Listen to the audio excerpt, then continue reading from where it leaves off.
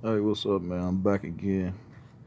Just want y'all to know, man. I don't just do movies and politics and all that. I try to be a jack of all trades. So what I'm saying.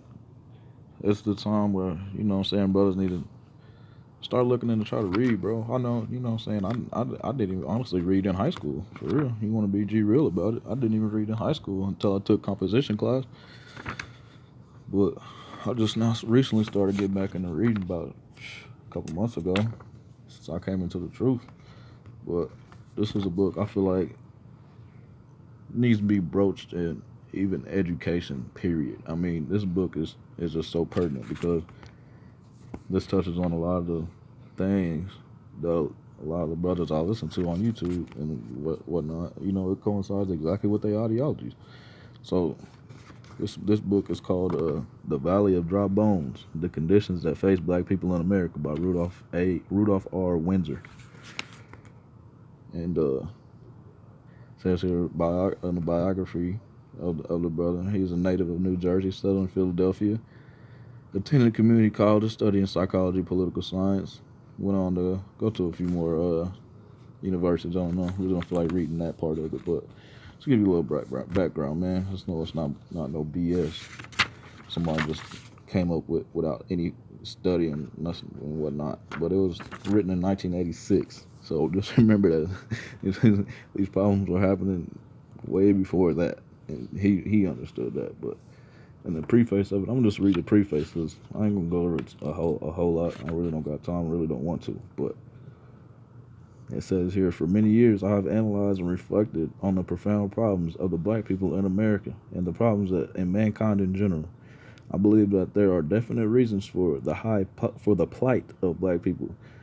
I maintain that the suffering of the black people did not happen by accident, but they are a direct result of the violation of universal divine laws. And until black people study and correct these violations, then that's the only way we can extricate ourselves from the cesspool of social destruction. He that does not learn from his mistakes is doomed to repeat them. So that's in the preface. So that's just kind of telling you where he's at on the whole thing. But you can get this book, man. I think I bought this book for like $7, dude. $8. Like, I mean, shit. That's the price of 1 month of Netflix. You know how much knowledge you getting out of Netflix. You gonna get a whole lifetime worth of knowledge out of this. You gonna learn shit in this that shit, nigga. People pops don't even goddamn know. People, you know what I'm saying? People have died not knowing stuff like this already.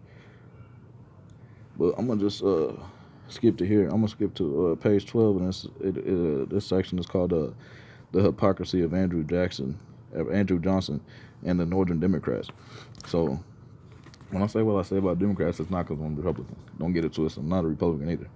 But I'm gonna tell you why. I side more with the ideology of a Republican than I side with the ideology of a Democrat. For the blood had dried completely on the battlefield. Evil forces of the Democratic Party in the North and South had united and were at work trying to undermine the procedure, any black political control in the South.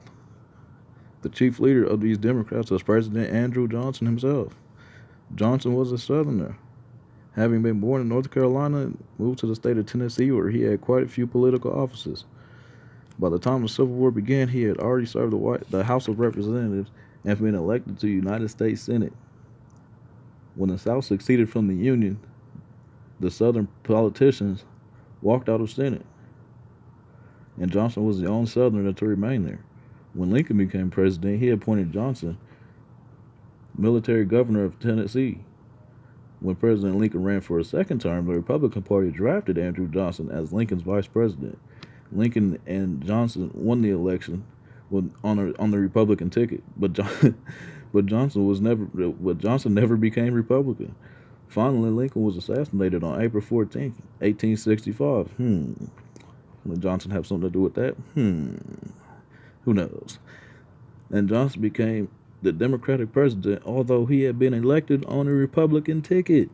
Okay, so I say when you see this shit on these damn articles, I be seeing articles talking about when did the tables turn from Republicans